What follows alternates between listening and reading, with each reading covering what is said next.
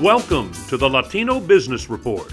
This podcast covers business, people, and issues of the day from a Latino perspective. The Latino Business Report is brought to you by TAMAC, the Texas Association of Mexican American Chambers of Commerce. TAMAC is the leading Hispanic business organization in Texas since 1975. Now for your host, J.R. Gonzalez. And today we have with us Shayla Rivera. Shayla, professional comedian, professor, speaker, engineer, and former rocket scientist. If you've never heard of Shayla, where have you been? She just came off of an HBO special, and now that you're listening to the show, ¿sabes qué? Now you've heard of Shayla. Shayla, how you doing? I'm doing good, and the HBO special is called "It's Not Rocket Science."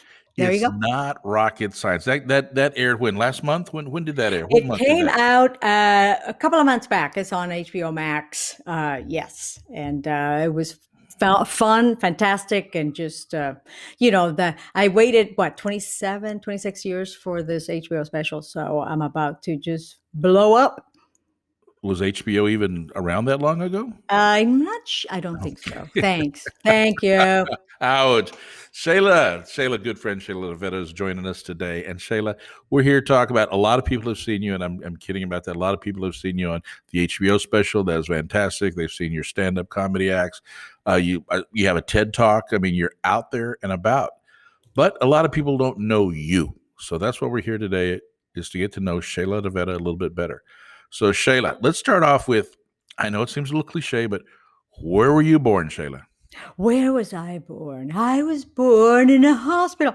All right, so I was born and raised in Puerto Rico, in Carolina, Puerto Rico, Santurce, actually. Uh-huh. Yeah, I am Puerto Rican until I died. Always Puerto Rican. Always. So born and raised. And so when did you come over states? When did you get off the island?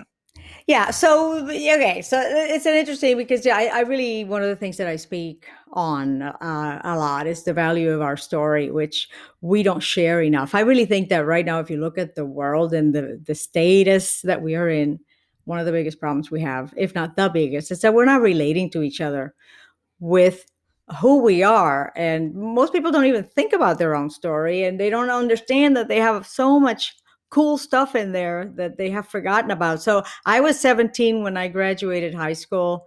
In Puerto Rico, when you graduate high school, you go to your graduation first, then you go to your senior prom. And, I like to tell people because this really happened. My parents had already moved to Houston the year before. They let me finish my high school in Puerto Rico. So after my senior prom ended at 4:30, they had me in a plane leaving Puerto Rico to go to Houston, Texas. Wow. Which was a huge change, certainly, for me.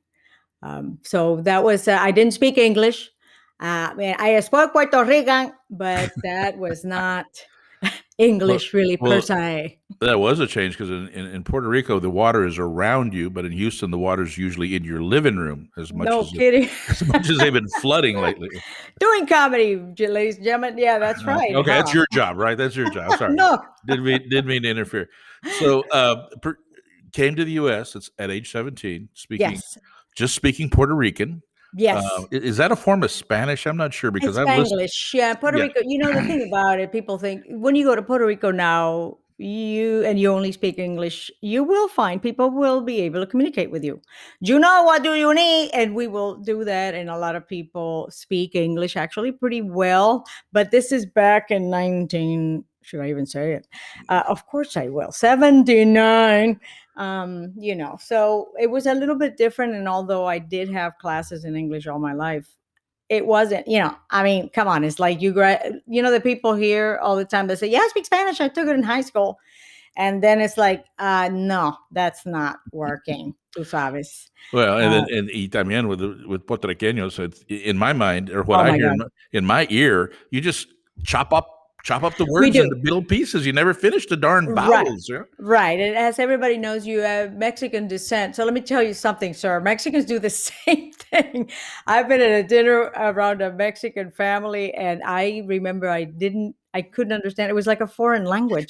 Um, seriously, it was like a big, I think, Thanksgiving dinner in California when I lived out there, and they were from El DF. They were from Mexico DF, City, okay. and they had family that came in to visit. And boy, there was like 20 of them at this table. Y yo estaba like a cucaracha en baile gallina. I was a roach and a chicken. I had no idea. I laughed when they laughed, and I ate when they gave me something. And leaned over. What the heck did they just say? ¿Qué dijo? Why is that funny? So yeah, but Puerto Ricans, we do. Caribbean people have, we do kind of not pronounce fully Yes, sometimes. and as far as my Caribbean brothers and sisters over there, your sense of time is just worse than. I mean, for me, con mi gente, it's like was M&M time. What's that mean? Pues, más o menos. I mean, it's like, but with the Caribbeans, like I you know, know. Yeah. I will No, ahorita. Ahorita is like no, that's this ahorita evening, for you guys, ahorita is in a while. For you guys, is right now. right? Yeah, Right. yeah. Right. And for Uh, you guys, it's like, yeah, once I take my shower and start getting dressed, at right. 8 o'clock No. tonight, that's what it. Yeah, no, after I have dinner and everything, who goes to the party at 9? Well, that's crazy. I'll be there at 11. Right. When Yeah. people are already kind of, happy. But no, I ended up going to Texas, which was, my father was working over there for IBM. My mom was working for the Eastern Airlines, well, Continental at the Okay. time. So you're 17, you're in Houston, and I take it you go to a post-secondary institution of some sort. So where'd you go to Yeah. college at? Yeah, a little school. Maybe you've heard of it, Texas A&M University. Whoop, of course. Whoop, that's a little Yes. cow patty I schoolhouse over there. Got it. little school, yes. And you had Yes. a what? And you became an engineer? I did. I studied aerospace engineering and psychology. Actually, I really had a lot of desire to understand. I've always wanted to understand people and why do we do the things we do. But I really enjoy psychology Wait courses. a minute, But wait a minute. Psychology and being an engineer? I mean, that's kind of yes. a oxymoron. I Oh mean, yeah. just Well, that can you the joke combine? is, the joke is that I will come in handy someday when we find life in another planet that needs therapy. Right? Be like, Got ET, it. why won't you call your mother?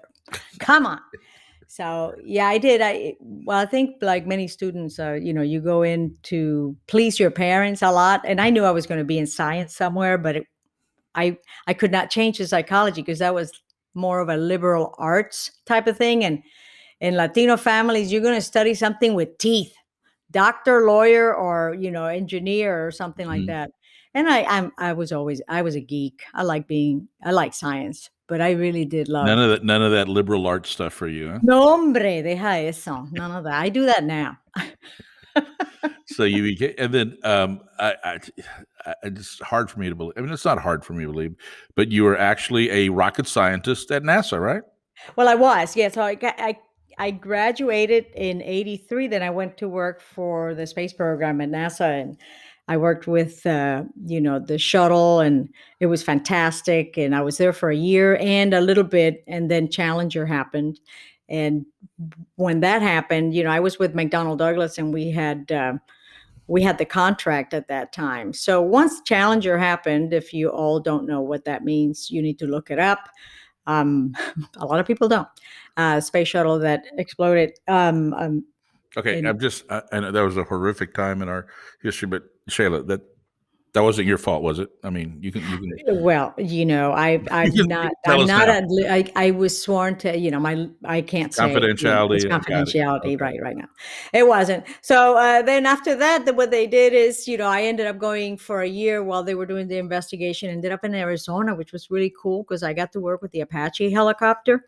And Did you have to wear an ankle bracelet when you went to Arizona, or I did not yet. not that kind of They hadn't investigation? yeah, Okay. not that kind of, yeah. So Okay. Apache helicopter, which cool because it was like the helicopter was right there, with the shuttle. I didn't have the shuttle right there because I was in Houston. So just being near the machines was great. And then after that, came back to Houston and worked on the space station program, assembly and development for a while. And then from there, I left. I went into technical sales of oil and gas products, environmental systems in Houston for chemical and refining. And that's when I got exposed to sales trainings, So which how changed my life. so how in the world, with that type of pedigree and education and career path, did you end up being a comedian? Well, because when I started in sales, I really got into sales trainings, motivational speakers, and I decided I wanted to be a motivational speaker. I ended up being a corporate trainer for stress management, and people would tell me, "You should be a comedian." And I'm like, "Hey, I'm trying to be enlightening." Estúpido. I was so offended every time they told me that. But I, heard it enough times. I guess you know how we are. We're just kind of funny people. So yeah, I ended up trying comedy in 1993. I did comedy for the first time, and that was it. Then And I became a pro. what do you say? You were a overnight sensation? Now, yeah, I'm an overnight sensation. Almost. It's just Almost. it takes that long in comedy It if took you're a 28 years. female It and took Latino. Oh gosh, it took 28 years to get your own HBO special, but you made it. You made I it. made it. Dang it! That Never that give up. that is so cool. So Shayla, going back to your first comedy gig, I mean, what was that like? Where was it? Was it a little nightclub on stage? Did Well, you do a bar mitzvah or what? I mean, what That's was it? it's a good question because when I growing up in Puerto Rico, we didn't have stand up comedy. We had los Called family. comediantes It's called family chistes. dinner. Yeah.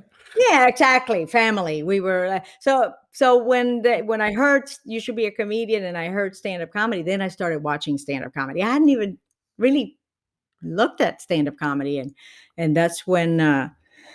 My dad and I started watching like George Carlin and stuff like that, and that was fun. But the first time I did comedy was actually there was a seminar coming to Houston. There's no comedy seminars anywhere in the world, but I signed up for the seminar, paid $286, and there were going to be comedians and it's They going to be agents and managers, and I'm like, this is going to be fun. I'm going to learn so much. These people are going to be so it funny was and everything. it was And how they were much? all miserable. It was how much? 200. 286. Yeah. They saw you Which coming. is oddly Okay. enough is what HBO paid for the special. Yeah. So $286. I made my money, man. I'm out. I You broke did. even. You I broke even. broke even. Yeah, so it was really funny because, like I just said when you talked over me, that Excuse me. Perdón. I'm sorry. I'm it's my sorry. show, man. Okay. I'm Yes. I'm, sorry. I'm sorry, No, ma'am. mentira, it's your show. No, that I really expected to be surrounded by a bunch of fun people, comedians, right? I mean, funny, and they were miserable and bitter and angry, and I'm like, ooh, get out of it. But I, didn't pay attention. And that's when I did my first 5 minutes. It was on a Sunday in November 1993. And boy, when I did those first 5 minutes, that was it. I said, Look, oh, yeah, I like this. do you have the audience eating out of your hand? They laughed. They said you have 5 minutes, which is a long time. And I wrote 5 minutes of material and I prepared for it. I memorized it, and it ended up being about 7 minutes because people laughed. I did not allow any time for laughter. So that was a good sign. I didn't even know, that was great. So that was after that, I got invited to go to San Antonio and perform at the River Center Comedy Club. And then I went back to Houston and started working with the Comedy Showcase in Fuquay Street down there in Pasadena. So were you doing this full time, or did you have to actually have a daytime working gig as well? Well, of course, you have to have a date if you want to pay the bills. Okay.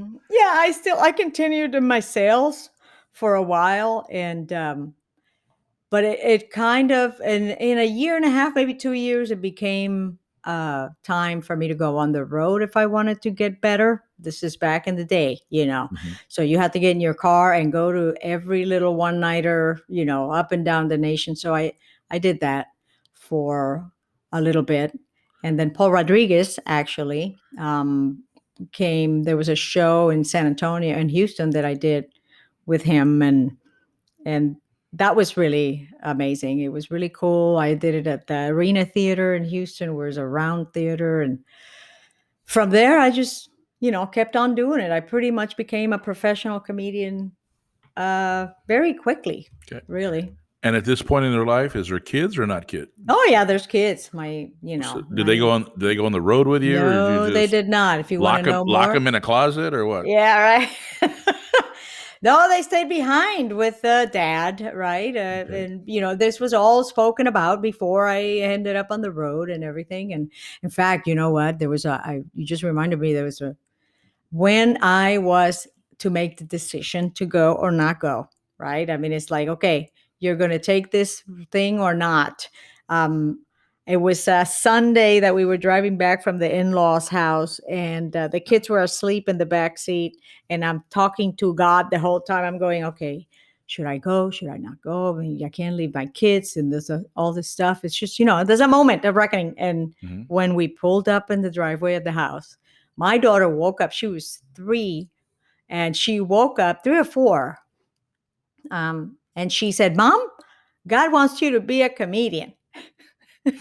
And I almost could not get out of the car because I hadn't been talking to anybody about it. Maybe it's not like my husband and Right. I were talking about it. Actually, I'm sorry. She was 6. I lied. Okay. She was 6 years old, and I kind of took that as a let's go forward. I mean, when you ask God and you get an answer like that, I mean, come on, She just right? wakes up and goes, "Mom, God She wants you to did. be a comedian." Okay. She just said that. She out of it's just her little mouth. Mom, God wants you to be a comedian. I don't know if she was connected in my head. I don't know, but I said, okay, Yeah. I'll do my True. best. And then after that, in '99, I moved to California. True story. Yep. I mean, you've already One. lied. You've already lied to us about your daughter's age when she said it. I I mean, know. I know. I That just, was you're under oath. You're under oath. Okay. no. That was absolutely the truth. I Okay. swear. All right. Big All right. time. Yeah, I mean, those are the parts of the stories that everybody has.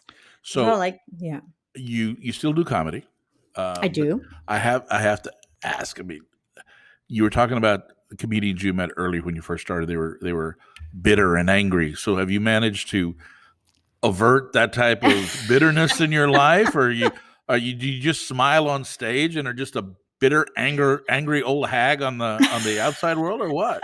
Are you trying to tell me something? Come No, on now. ma'am, no, No, corazón. que va. You know, I love you. No, no, no, no, no, no, no. I'm not trying to. No, I'm not trying to infer anything.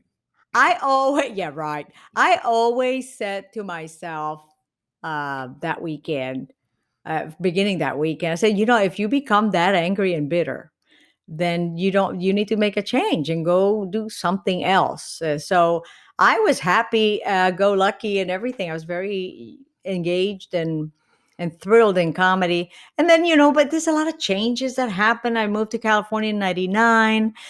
There was a divorce in the works that happened because of some of this stuff, et cetera, et cetera. And then, television changed. You had to go to LA. Remember back in the day, Hmm. you had to go if you wanted a sitcom and everything. And that's the days in '99, they were talking about cable television. Can you imagine? Oh, that's not going to take. Never get popular. That's not, the people are not going to pay for their TV. Right. And then there was the streaming and things like that. So the change has been that you don't really have to be in LA anymore to do these things. So by 2015, I was ready to come back to good old Texas. I love me some Texas. And back to the alma mater. That's correct. Well, I didn't. That's not a plan. That was not planned. I first went to Austin. That's when you and I connected many times. Hmm.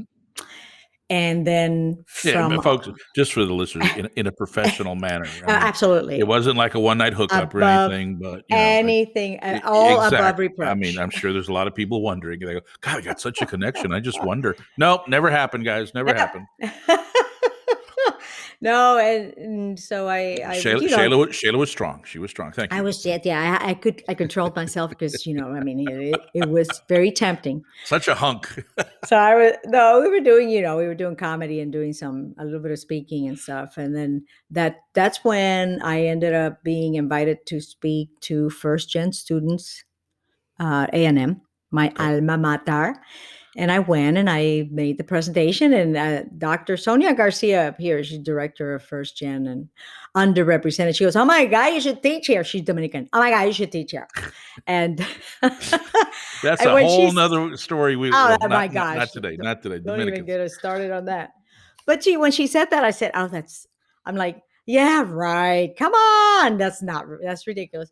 But, I came back a couple more times until I spoke to actually, she's going to become the president of the university in June 1st. Ooh, At the time, Dean Catherine Banks wow. was the one who said, I hear you want to teach here. And I'm like, oh, yeah, I was joking with her. She goes, when do you want to start? I'm like, tomorrow. And she wasn't kidding. So I got an offer to come back to A&M, and I work with the College of Engineering as a professor and a director of a program called Engineering X, where I help engineering students develop that X factor. And that X factor is the whole interpersonal skills, professional development thing that I know how to do. Aerospace, I ain't teaching that. I can't do that.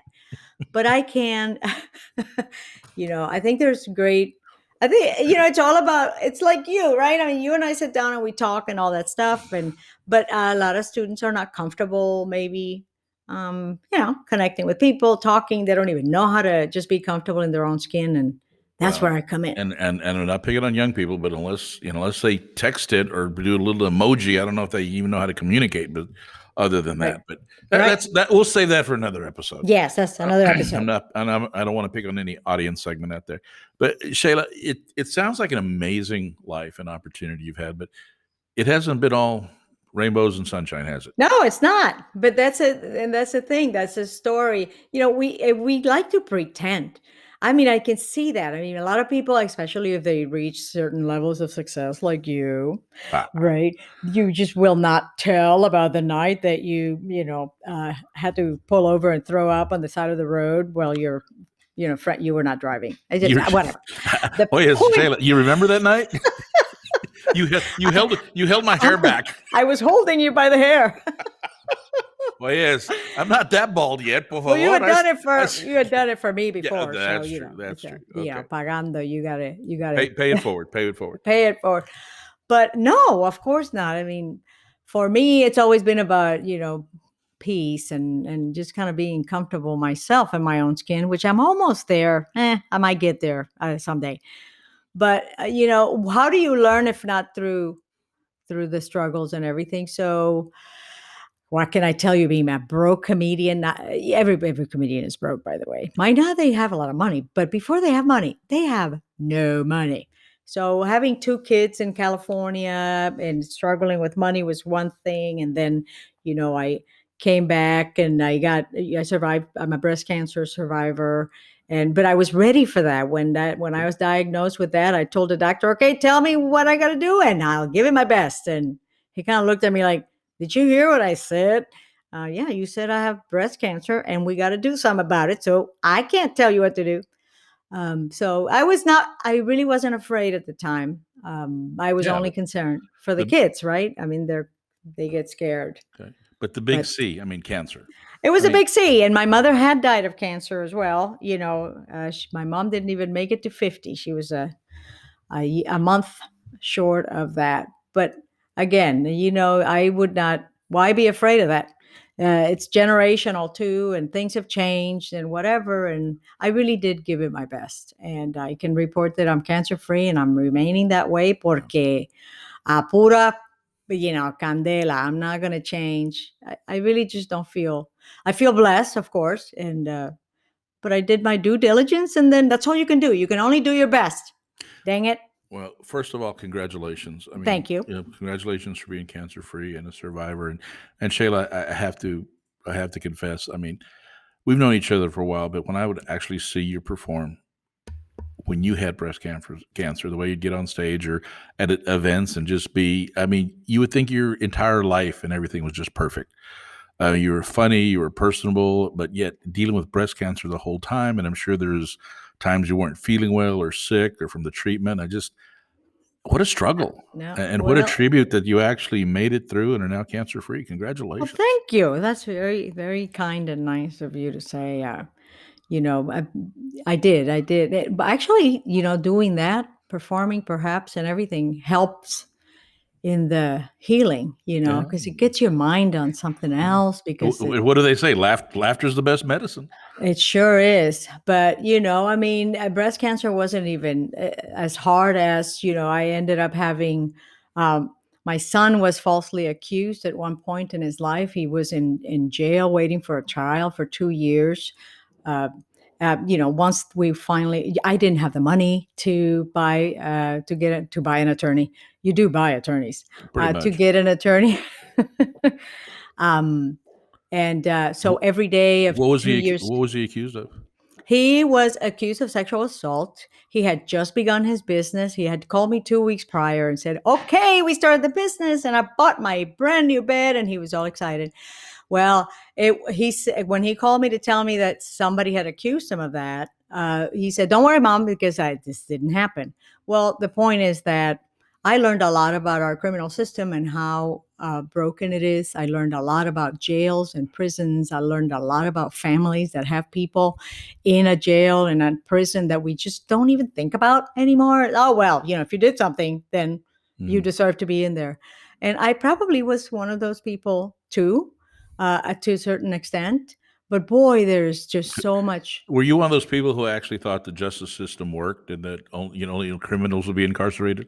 I certainly thought, yeah, I thought better. Certainly that there was a chance, but I did learn that it's a little more complex than that. And the point is that he ended up, for the 2 years that he was in waiting for a trial, that I was able finally to save enough money to get an attorney for him.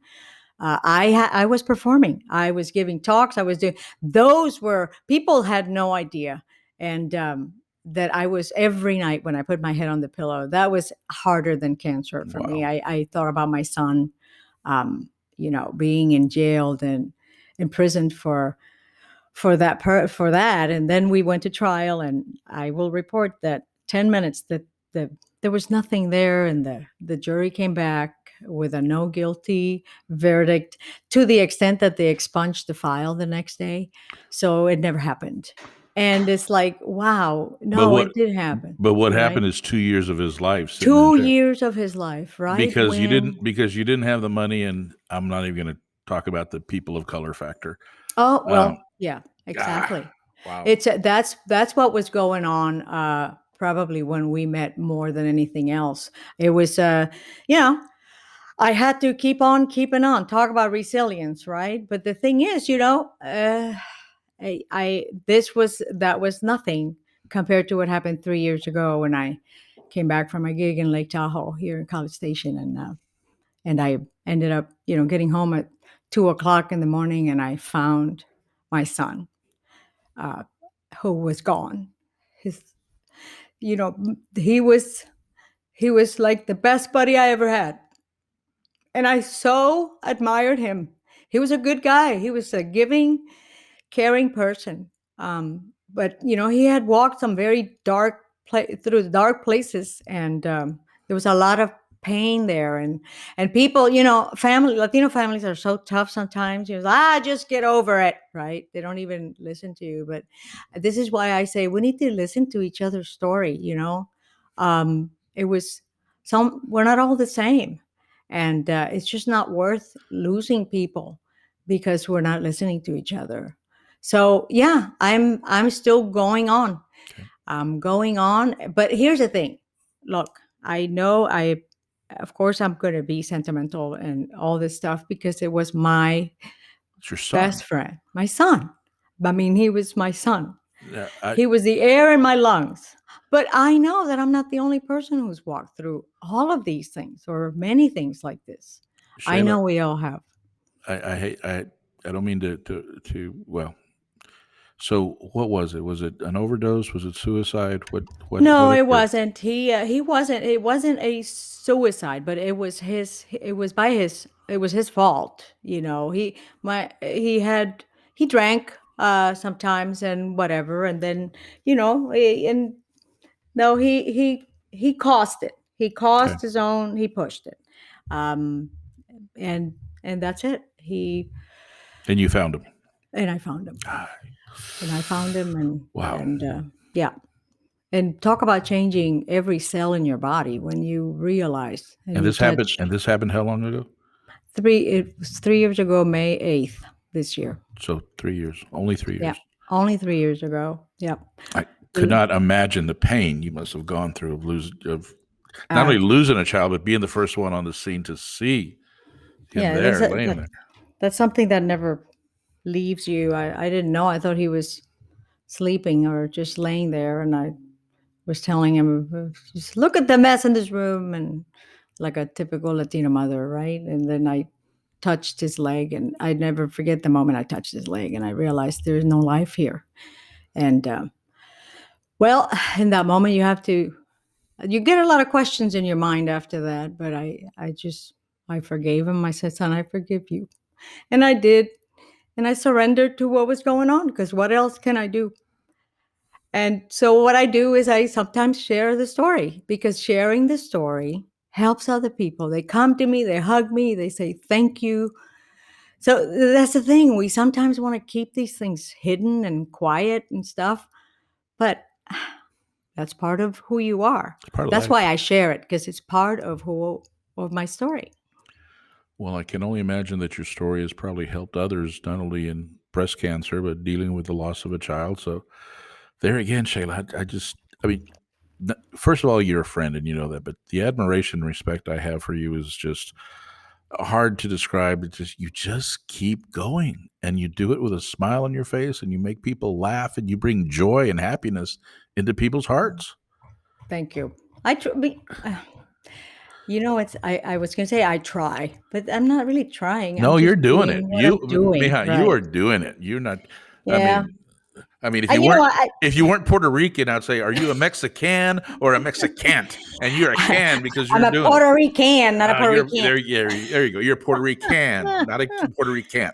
Okay. Yeah, it's true. And you, if you pay attention to your story and then you share it and then you help other people and everything, then you can find some cool stuff in there. I mean, I like to say that mental health issues, right? We talk about that all the time, especially now with COVID and all these things are happening and everything. And, oftentimes we say, well, J.R. Gonzalez has mental health issues. And in that I've sense, it's never true. denied it. That is true in that sense. But we don't pay attention to that. But, like we say, young people have mental health issues or Michael had mental health issues. The first time that came out of my mouth, I kind of realized that it wasn't his mental health issues that were the issue. It was my mental health, the mental health of all of us around these people that need somebody to connect with, somebody to, to help them out, to talk to, and to be listened by, to trust. It's our mental health. We are the ones that are messed up. Estamos todos locos. We're not listening to. We're just like, oh yeah, well, you don't have a job, then you must be a loser, or you are this. Oh, come on now, stop it, stop it. Yeah, stop that. So yeah, that's my campaign now. Whose mental health are really the issue here? Who's right? So 3 years, yeah, absolutely. So 3 years ago, you're back on track. You were offered the HBO special in the Oh wake my god. of that. Oh my god. I mean, Yeah. something you'd probably been waiting for and shooting for, and then to get the offer right after a tragedy like that. Well, here's how that came about. How much time we have? We have a little bit of time. Let We me got tell you a- about that.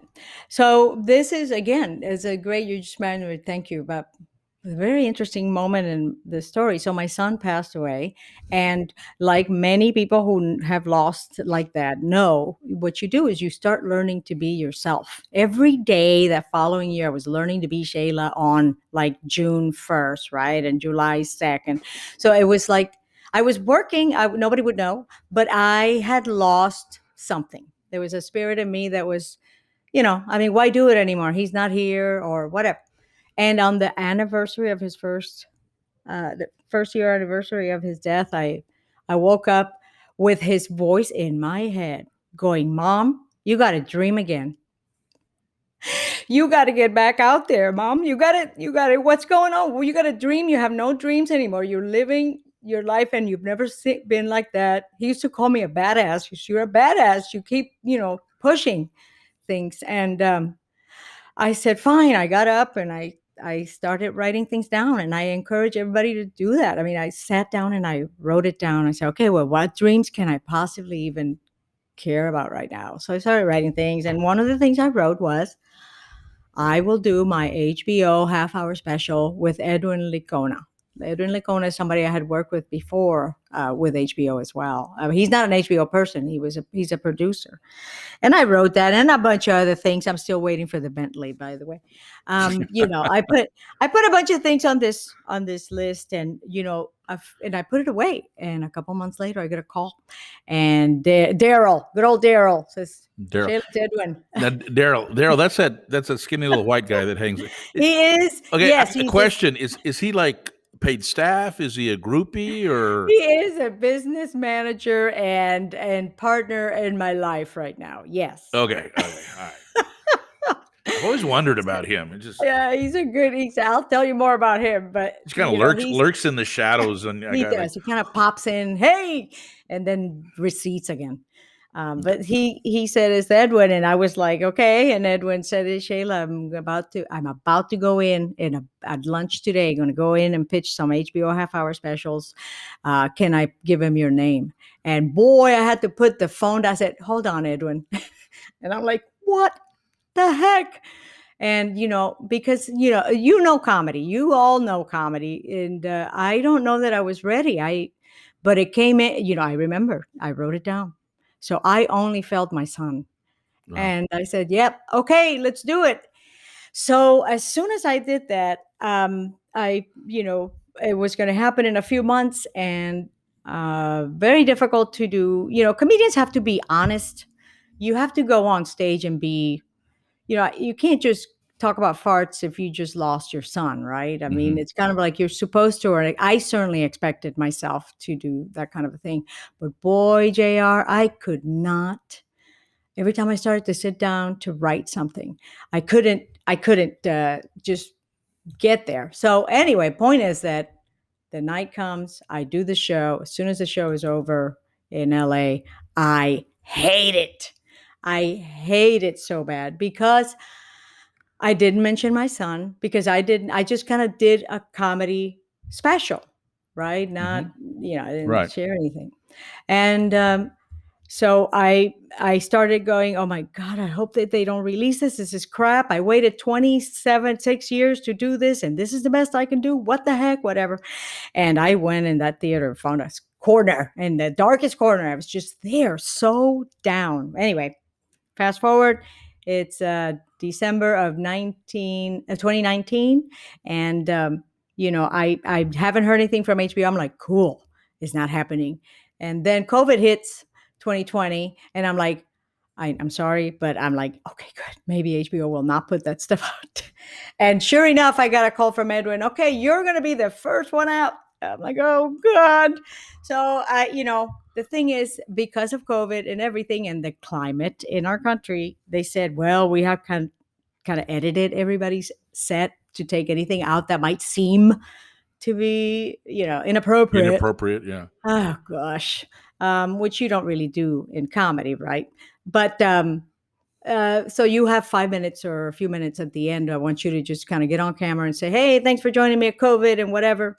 And thank you for watching my special. But every time I tried to do that in front of the camera, I couldn't do it. I just could not do it. So I did one of those takes when you go, I'm just going to be real. And what came out was what you will see if you watch my special. You'll see it at the end. Fast forward to the credits or not at the end. And then I have a little message where I can, remember that, what happened was after I got off the stage and I was dark, and, when I was told that it's going to come out, then I remembered my son again came to me pretty much. And, so it reminded me of something that I used to tell him all the time, which is Theodore Roosevelt's Man at the Arena. And if you don't know that quote, you should go and look it up. But, it essentially says, it's not the critic that counts. It is the person that actually gets in the arena and fights and gets bloodied and tarred and all that. And, who will might lose, but it will not exist in a weak way or whatever. So I realized that I needed to do that.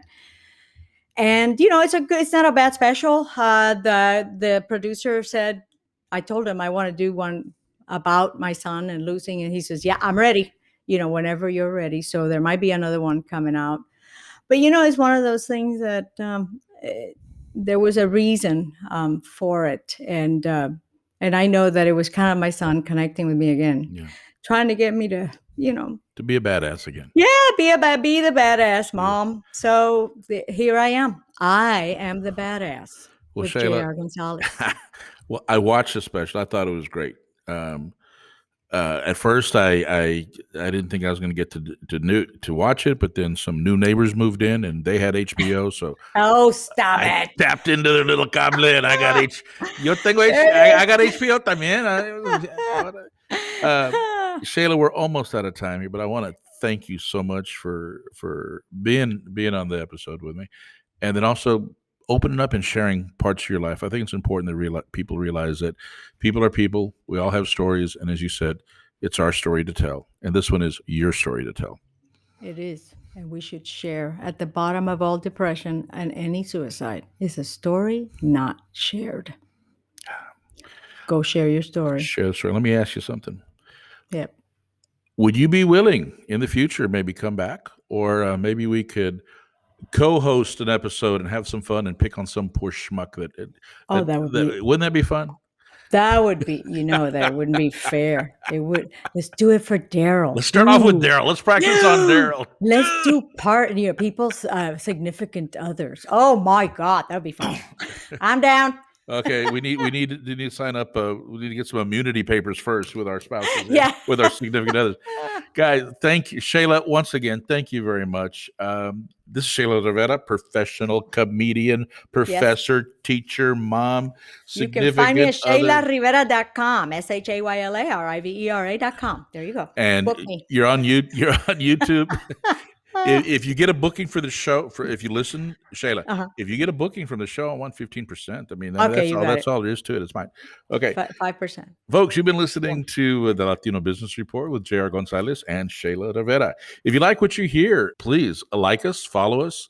Shayla, any last words before we leave? Well, I will say to everybody, the business of your life is the most important business you will ever run. So get into it and take some risks, have fun, and always leave people better than you find them. And be a badass. And be a badass. And be a badass. Join me. All right, guys. We will see you next time.